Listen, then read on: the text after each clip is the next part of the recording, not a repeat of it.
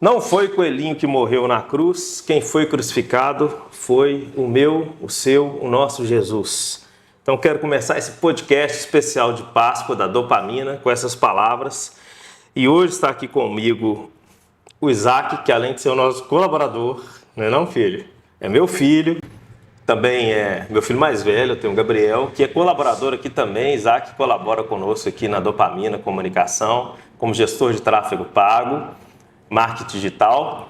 Está aí cursando a Universidade de Direito, na UFMG, e também é um dos líderes da juventude na 8ª Igreja Presbiteriana de Belo Horizonte. Então, curte aí com a gente, vamos rodar a vinheta e em seguida vamos entrar direto no assunto. Vem com a gente!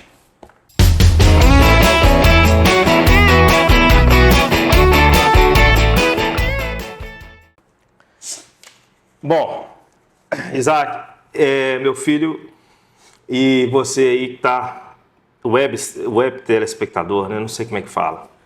Mas a gente está aí vivendo esse momento de Páscoa, que para a gente que trabalha com marketing, é um período até né, que o varejo é uma data importante para o varejo. Você tem aí a venda alta de chocolate, o aumento dos preços do chocolate também, né? E o significado da Páscoa, cada ano que passa, ele está ficando de lado, né? Se você perguntar hoje, não vou nem dizer para uma criança, se você perguntar para um adulto, para um adolescente, ele não sabe de onde é que veio a Páscoa, Sim. o que é a Páscoa. A Páscoa simplesmente é ovo de chocolate, é um bacalhau, é azeite, essas coisas todas. E o significado da Páscoa ele foi ficando para trás. Então a ideia aqui é a gente tentar relembrar, né, o que realmente é a Páscoa, quando aconteceu.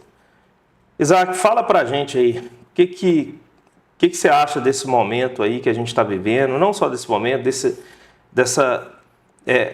esquecimento, né, dessa banalização dessa data tão importante para o cristianismo. Até ontem falava com um cliente nosso que é uma data, é a data mais importante do cristianismo e é uma data que ela não é brasileira, né, ela pertence ao mundo cristão. Então, a Páscoa é comemorada em todo o mundo cristão, né? Então, ela vai para além. E a gente está num país de maioria cristã, seja católico, protestante, né? E até muitos que frequentam outras religiões, outros cultos religiosos, né? Como os cultos afros, candomblé, essas coisas, também se denominam cristãos, né? Mas e aí? Nós cristãos precisamos entender onde é que começou a Páscoa, como é que foi. E essa história começa lá no Egito, não é isso mesmo? Exatamente. A Páscoa ela foi uma instituição do próprio Senhor Deus para o povo de Israel. Então a Páscoa ela acontece quando na 10ª praga, né, quando Deus já enviou as 9 pragas, e a 10ª praga é a seguinte: olha, eu vou passar no Egito e em todas as casas, né? Eu vou enviar meu anjo para passar em todas as casas e o primogênito de todas as casas vão morrer. Tá, deixa eu te interromper um pouquinho, só para contextualizar, quem não conhece a história, o povo de Israel estava escravizado há 400 anos no Egito. É uma escravidão que ela começou como uma coisa boa, na verdade, foi quando José do Egito, que é outra história também muito legal. Sim. José foi ser governador do Egito e trouxe a sua família depois, e o seu pai Jacó, seus irmãos, e eles se multiplicaram naquela terra de maneira que eles eram... a população dos israelenses chegava a ser maior do que a dos egípcios, então os egípcios resolveram escravizá-los. E desse período já tinha 400 anos de escravidão, né? Aí só contextualizando. Aí. Não, claro. E aí, como foi dito aqui, depois desses 400 anos de escravidão, a palavra de Deus diz que Deus ouve o clamor do povo e para convencer, né, entre aspas, o faraó de libertar esse povo, ele envia as 10 pragas, né, que é uma história que a maioria conhece. E a 10ª praga era essa, de matar o primogênito. Só que Deus, ele fala uma coisa: olha, eu não vou matar o primogênito, eu não vou passar com morte na casa de quem tiver o sangue do cordeiro na porta. Então, foi ordenado ao povo de Israel, por meio de Moisés, né, e de Arão, que eles matassem um cordeiro, e esse cordeiro não podia ter defeito, então ele tinha que ser macho, ele não podia ter nenhuma mancha, né? E aí você pegaria o sangue desse cordeiro e passaria nos umbrais da porta, né? E a instituição da Páscoa, ela começou aí. Você não poderia comer pão com fermento, era somente pão sem fermento. Você deveria, o cordeiro que você matou, você deveria comê-lo no dia da Páscoa, mas não poderia comer no dia seguinte. Então, no livro de Êxodo, é o começo dessa história da Páscoa que nós vamos ver aqui mais para frente, que está apontando para uma coisa muito maior, né, que é o próprio Jesus. E é interessante que, né, além disso, tinha também as ervas amargas, um monte de coisa lá, né, que o pessoal tinha que comer na Páscoa. Então a história é o seguinte: tinha que matar o cordeiro, fazer o sacrifício e passar o sangue do cordeiro nos umbrais da porta, né? De maneira que quando o anjo da morte passasse, ele ia ver aquela mancha de sangue e não ia entrar naquela casa e levar o primogênito. Exatamente. Ou seja, uma das lições que esse texto, que esse momento nos traz, que eu acho assim muito pertinente e profundamente esperançosa, né, no sentido de nos dar esperança, é que não importava o que estava acontecendo dentro da casa. Se o pai estava brigando com o filho, se o irmão estava brigando com o irmão, se o marido estava brigando com a mulher, o anjo não estava olhando isso, o anjo estava olhando o sangue. É verdade. Então, se o sangue estivesse na porta, o anjo da morte não entrava. Sim. Né? Isso é uma figura, né, do que o sangue de Jesus, que é o Cordeiro Pascual, que nós vamos chegar lá, mas já adiantando um pouco o assunto, ele faz, né? Porque Exatamente. na realidade não importa a sua condição, importa que você tem Jesus. Isso é a maior mensagem do cristianismo, né? Não é por merecimento, não é por sacrifício, não é por nada disso, né? O sacrifício foi feito lá na cruz. Mas aí o anjo da morte passa, né? Leva os primogênitos, inclusive dos animais, correto? Sim. E leva o primogênito do faraó também. Aí o negócio fica feio, né? O negócio fica feio. E aí, qual que é o resto da história? Bom, aí a história se segue e, obviamente, a casa de Faraó não passou o sangue na porta, até porque foi uma ordem dada para os israelitas, né? Então, provavelmente não deve nem ficado sabendo. E aí o Faraó acorda, né? E os seus oficiais, mas principalmente o Faraó, percebe o tamanho, né, da catástrofe que aconteceu no Egito e na família dele e decide por deixar o povo ir. Né? Nas outras 9 pragas, o faraó sempre falava que ia deixar o povo ir, mas não deixava. Né? Na maioria delas ele fez isso, só pode ir, mas na última hora ele voltava atrás. Dessa vez não, né? Mexeu com a família dele, mexeu com o filho mais velho dele, o que iria herdar o trono. Então ele vira para Moisés e Arão e fala, olha, vai embora, e é interessante que ele até fala assim, e clamem ao seu Deus por minha causa também. Então assim, o poder de Deus foi tão grande, demonstrado de forma tão maravilhosa naquela ocasião, que o próprio faraó se submeteu, falou assim, olha, podem ir para o Egito adorar o seu Deus, e lembre-se de mim, né, quando vocês forem adorar. Então o povo sai do Egito, milhões de pessoas saem de lá, e aí acontece aquela história que a gente já sabe, né? Eles vagam no deserto, depois o faraó muda de ideia, não quer mais deixar eles irem e convoca o exército dele, vai atrás desse povo que se vê diante de uma situação difícil, porque atrás dele era o exército do faraó, na frente era o Mar Vermelho.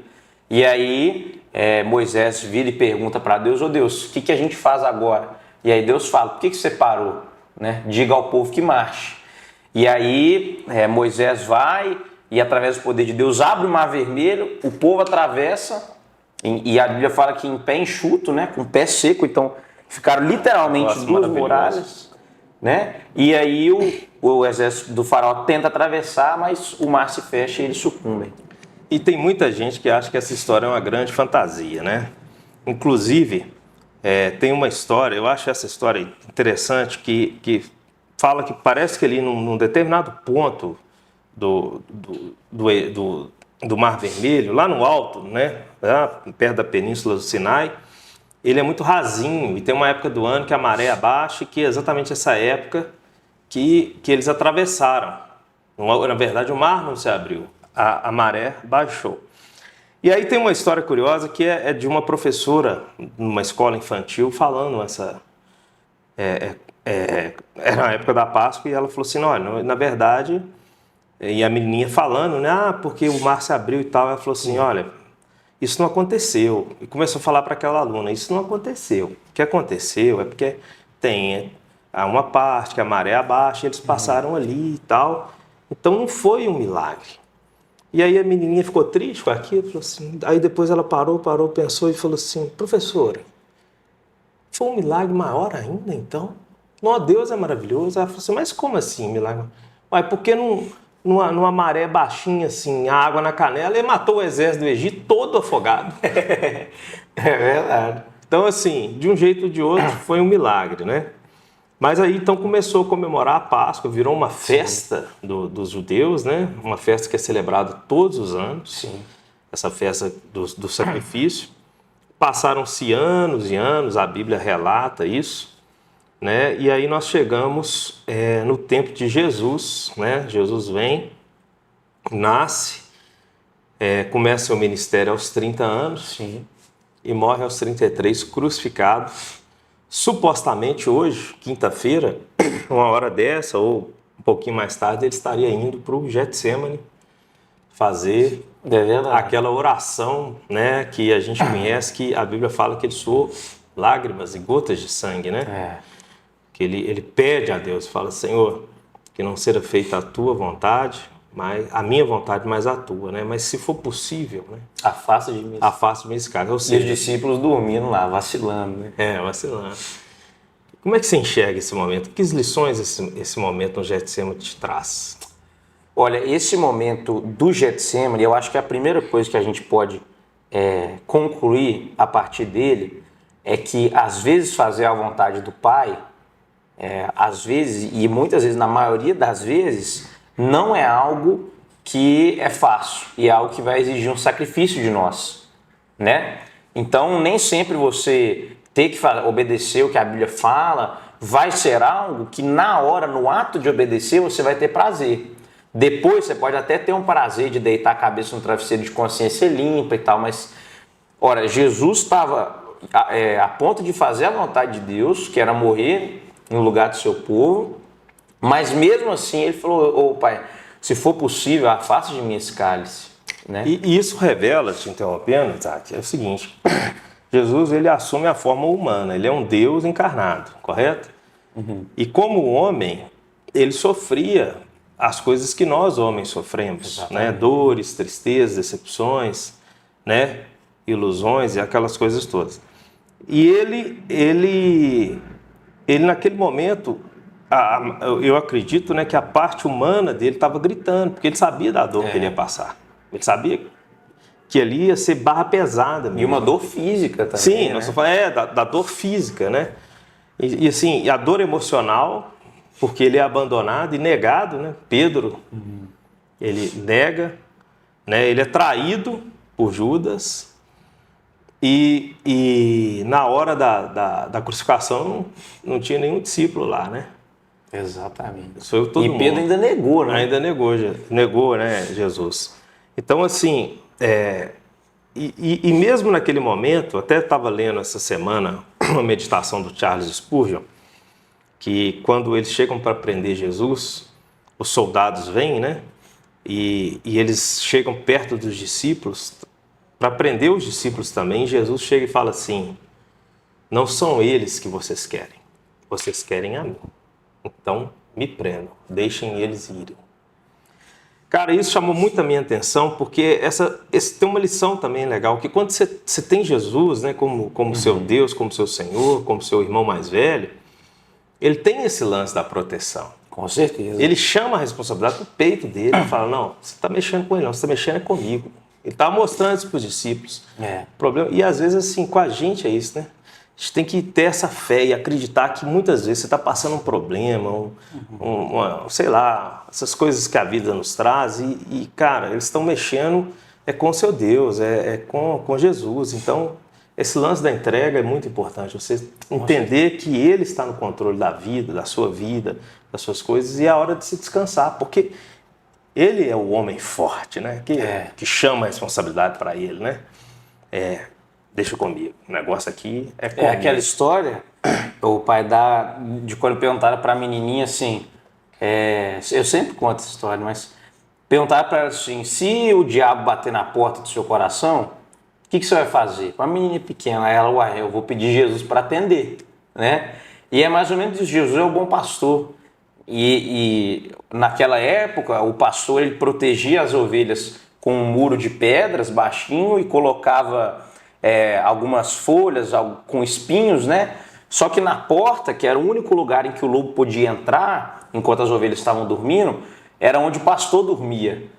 Né? Então, o recado é justamente esse que você falou. Olha, se você quiser mexer com as minhas ovelhas, o único lugar que você pode entrar é pela porta. Só que quem está dormindo na porta sou eu. Então, a gente ter essa confiança no Senhor Deus. Né? João capítulo 14, que ele fala, o capítulo 10, eu sou a porta das ovelhas. João 10, João 10. Cara, isso é demais, velho. Nós estamos falando de religião aqui não, gente. Nós estamos falando de fé, de Jesus, viu? Então, essa figura que você colocou, ela é consoladora e encorajadora. Você imagina? Ele vai... ele cercou ali, está murado, o único lugar que ele tem para passar é quem está lá na porta. O próprio Deus, o próprio Jesus. Você tem que passar por cima de mim. É cara, isso é muito legal. Então, assim, todas essas coisas, né, que a gente está conversando aqui são totalmente negligenciadas nesse momento pascual. Então, a ideia é trazer esse momento dopamínico, né, porque o que Jesus fez naquela cruz para salvar a humanidade não tem nada mais dopamínico do que isso, porque, cara, é a nossa alma, é a nossa esperança. E é interessante, né? Depois do Getsemane, ele é preso, ele é apresentado lá para Pilatos, aquela história assim, né? Nós vamos tentar muito a detalhes, mas vamos tentar ir mais no cerne da questão. A verdade é que o povo decide crucificá-lo, né? Aí tem a história da Via Dolorosa, o que na tradição cristã acontece amanhã, né? Na sexta-feira, né? E aconteceu numa sexta-feira, a Bíblia fala que foi numa sexta-feira, a gente não sabe se foi, qual delas foi, mas ele é crucificado, mas antes de ser crucificado tem a Via Dolorosa, né, que ele leva aquela cruz, ele é chicoteado, ele recebe açoites ali que são extremamente dolorosos, e ele vai para a cruz. E aquele momento da cruz, né, ele colocado a morte mais humilhante que tinha, né, a morte romana, a crucificação era uma morte comum, ele morreu como um prisioneiro comum. Como um bandido. Como um bandido. Tem gente que acha que Jesus foi crucificado e mais ninguém, não. Tem um monte de gente que era crucificado. Só que a diferença está, é um inocente sendo crucificado, alguém que não fez nada para ser crucificado. As pessoas escolheram, a religião quis matar Jesus. É isso. Isso faz até hoje, né? Já a religião quer matar Jesus, porque Jesus, ele é graça, ele é amor, né? Ele é leveza, ele carrega o fardo. Vinde a mim, vós que estáis cansados, sobrecarregados, tomai sobre mim o meu jugo, né? Ele não fala que não tem jugo, ele fala para tomar o dele, que o dele é leve, né? E a religião não, a religião gosta de pôr peso, gosta de falar que você tem que parar de fazer um monte de coisa, você tem que fazer aquilo outro para a gente aceitar. Não tem nada disso, né? A mudança que você precisa ser feita é feita por ele mesmo a partir do momento que você o recebe. Então, e você começa a mudar depois que você recebe ele. Você não muda para recebê-lo, né? Jesus, é aquele negócio. Jesus, ele te ama do jeito que você é. Só que ele te ama demais para te deixar do jeito que você está. Então, primeiro você conhece Jesus para depois mudar. Às vezes, a religião dá a entender que primeiro você tem que mudar para Jesus te aceitar, né? Mas não é assim. É verdade. Ele te aceita do jeito que você está, mas se recusa a te deixar da mesma forma. Exatamente. Né? Então ele vai para a cruz, e na cruz tem momentos interessantíssimos, né? Que a gente pode falar muito sobre eles. Mas um simbolismo que eu acho muito legal é quando ele morre, né? Ele expira e fala que o véu do templo se rasgou de alto a baixo. Só para a gente entender um pouco o que era o véu do templo, né? O templo era onde havia a adoração e só o sumo sacerdote podia entrar no Santo dos Santos, né? Então, o sacerdote entrava até o santo lugar, o templo era dividido em 3 partes. É isso mesmo? Você me corrija se eu estiver errado. É o átrio, o santo lugar e o santo dos santos. Isso. Então, no átrio o povo adorava. No santo lugar o sacerdote entrava. E no Santo dos Santos, o sumo sacerdote entrava com o sangue do cordeiro, que foi morto lá fora, para fazer a expiação dos pecados. O que é essas palavras difíceis? Mas nada mais é do que para pedir perdão pelo povo do pecado. E se você pegar lá, né, nas Escrituras, fala que o véu que separava o santo lugar do santo do santo, ele era tão grosso que uma junta de bois de um lado e uma junta de bois do outro, eu não sei quanto que é uma junta de bois, mas vamos supor que seja só 2 bois. 2 bois carregam uma, como é que chama? Uma carroça? Não. Um carro de boi? Carro de boi, isso. Não conseguia rasgá-lo. E uma das primeiras coisas que acontece quando Jesus morre é que o véu se rasga de alto a baixo. Exatamente. Ou seja, a barreira que havia entre o homem e Deus é quebrada pela morte de Jesus, né? Ou seja, não precisava mais de intermediários, não precisava mais do sumo sacerdote. Isso é um simbolismo de dizer que agora nós temos livre acesso a Deus. Exatamente. Nós temos lá o nosso pastor lá na igreja, que ele costuma dizer, pastor Jeremias, que nós estamos a uma oração de distância de Deus. Exatamente. Você está a uma oração de distância de Deus. Não precisa de um pastor, de um padre, de um sacerdote, de uma irmãzinha de oração, não precisa nada disso. É você. Você está a uma oração. Feche seus olhos e fala, Senhor Jesus. Ele vai começar a te ouvir. Essa é a distância, é uma oração. Exatamente. E eu estava meditando nisso hoje até. Talvez tenha alguém aqui ouvindo a gente, né, que acha que é impuro demais para chegar a Jesus, ou já chegou e aí se desviou e está muito tempo longe, fazendo um monte de coisa errada e fica sem graça de voltar para Jesus. Mas Jesus fala no Evangelho de João que aquele que vier a mim de modo nenhum rejeitarei. Então, se por acaso você está com essa dúvida no seu coração, né, às vezes pode ter alguém aqui assim, ouvindo a gente, eu acho que Jesus não vai me aceitar, eu fui para Jesus, mas agora eu estou longe. Aquele que vai até ele, de modo nenhum ele vai rejeitar. Então vai até ele porque não são as suas obras, né? É a obra dele que faz você conseguir chegar e ter uma proximidade com ele. É isso aí, é isso aí. E a obra da cruz, ela foi completa. Cara, não precisa de mais nada. Enfim, nós somos uma agência de publicidade que está falando de fé. Olha que doideira. Mas é porque a gente tem fé e a gente acredita. Então, e esse é o momento, né? A gente está falando uma coisa do momento, né? E que Jesus, ele expira na cruz, ele fala, está consumado, foi feito, aí passa o sábado e chega no domingo. Domingão do bacalhau. Domingão do bacalhau. Mas na verdade é o domingão da ressurreição. De Jesus. Aleluia. Aleluia. A gente só acende vela para quem está morto, cara. Para quem está vivo não precisa. Então, ele ressuscitou. E é interessante que quando Maria Madalena, as Marias, chegam ali para visitar o túmulo de Jesus e vê a porta não, a pedra rolada e o anjo lá, o que o anjo fala? Você lembra? Por que procurais dentre os mortos aquele que vive? Por quê?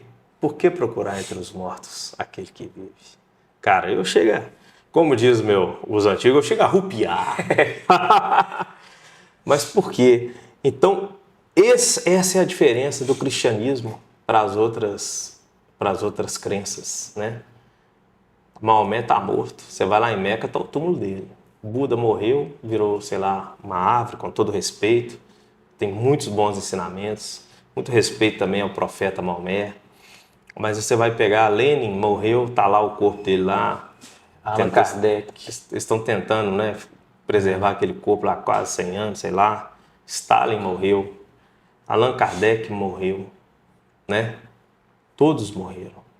Mas só no cristianismo nós temos um Deus, um líder que está vivo e ressuscitou. Que está vivo. Exatamente. Então, gente, a gente não pode deixar de falar dessa mensagem, que é a mensagem da Páscoa. Essa é a verdadeira mensagem da Páscoa. Jesus está vivo, Jesus ressuscitou, Jesus morreu, ressuscitou e está aqui, né? E veio para redimir, para salvar a humanidade, para trazer paz, alegria, né? E para nos levar para o céu. Exatamente. Então, não se esqueça que o coelhinho não aguentaria nem a primeira chibatada, né? Mas Jesus aguentou. E o chicote romano, ele tinha pedaço de osso na ponta dele em que o chicote entrava e dilacerava a carne mesmo. E Jesus sofreu isso por você. E você precisa, todo mundo precisa chegar diante dele com o coração grato e sendo consolado por tamanho amor do próprio Deus ter sofrido esse tanto, ter tomado chibatado, tudo isso que aconteceu por amor a gente, né? Então, essa é a mensagem da Páscoa. Gosta de chocolate, Isaac? Gosto demais da coisa. Eita! E tem impressão que o chocolate do ovo de Páscoa ele é mais gostoso do que o outro. Não, mas é o mesmo chocolate, né? Mas é interessante a gente também passar aqui, porque dopamina também é cultura. Nós trabalhamos com marketing. Eu peguei algumas informações para a gente entender de onde é que surgiu o coelho. Tem noção de onde é que surgiu o coelho? Na Páscoa? Não muito. Pois é. O coelho, né, esse roedor simpático aí, ele... Desde o Egito Antigo é o símbolo da fertilidade.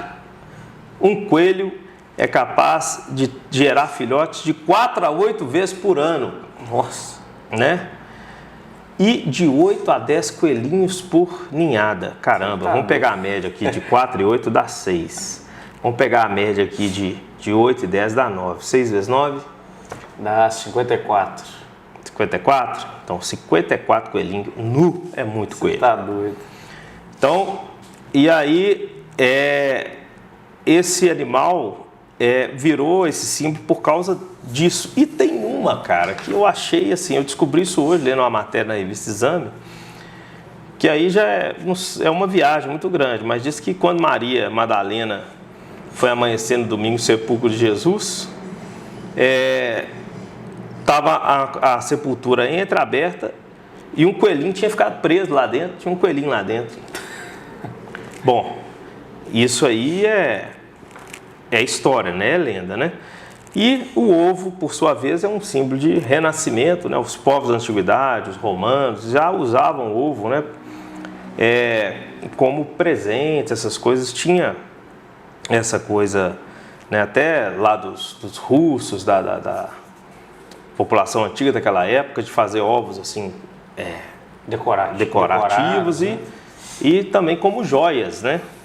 E aí, eu pesquisando lá também que no Brasil esse costume de associar o coelhinho à ressurreição teve início em 1910, né? E os imigrantes alemães pintavam ovos à mão e os escondiam pela casa para as crianças brincarem e encontrarem nessa época, né? Então, na perspectiva histórica, não é possível a gente falar assim de onde é que surgiu, não tem uma informação consistente, né? No máximo, a gente sabe que existem várias versões, né, sobre isso, de diferentes culturas e tudo, né?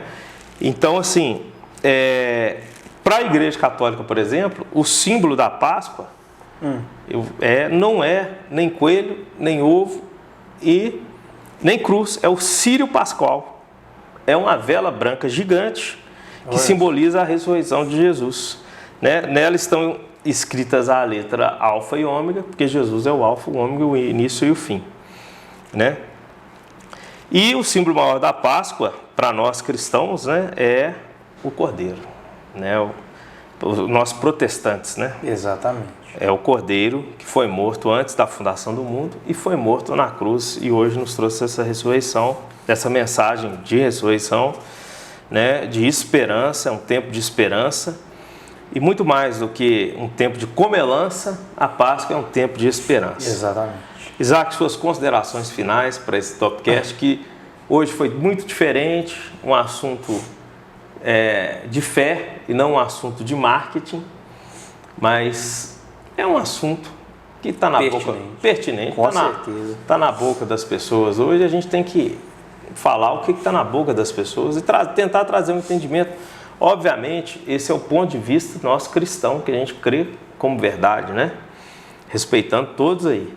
Mas a gente se posiciona porque o ser humano, o homem, tem que se posicionar de alguma forma naquilo que ele acredita. Sim. Né? E até na perspectiva do marketing, nós trabalhamos a Páscoa do ponto de vista cristão. Né? A Páscoa e outras datas comemorativas importantes para o varejo, para o marketing, são datas cristãs, né? Você tem, por exemplo, Natal.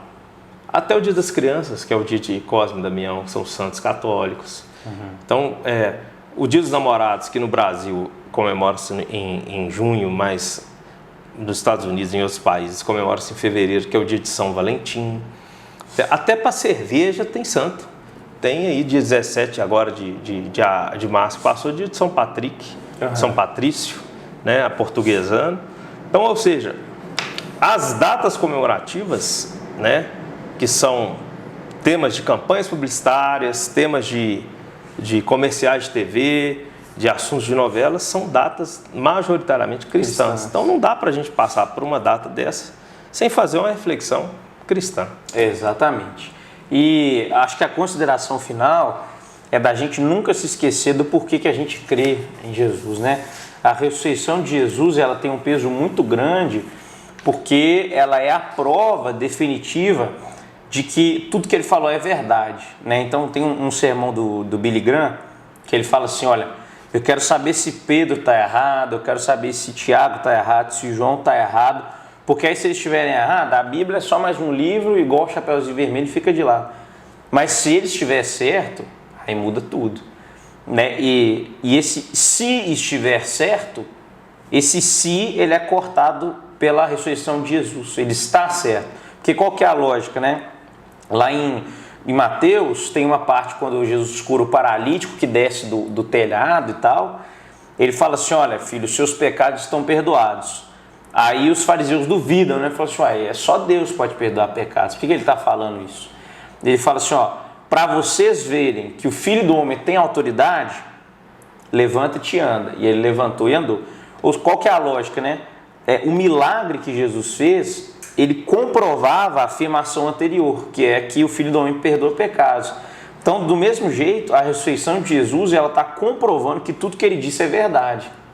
Porque uma coisa é eu e você, a gente falar, eu sou Deus, eu sou enviado de Deus, tudo que eu falo é Deus que está falando, e aí eu morro e acabou, eu estou lá no túmulo. Agora, se eu falo isso tudo, que eu sou o caminho, a verdade e a vida, a ressurreição e a vida, morro e ressuscito, aí é outra história. Porque eu vou olhar e pensar assim, poxa, o cara falou isso e o cara venceu a morte, então é verdade. Então, e também lembrar que Jesus veio livrar aqueles que têm medo da morte. O livro de Hebreus fala isso, né?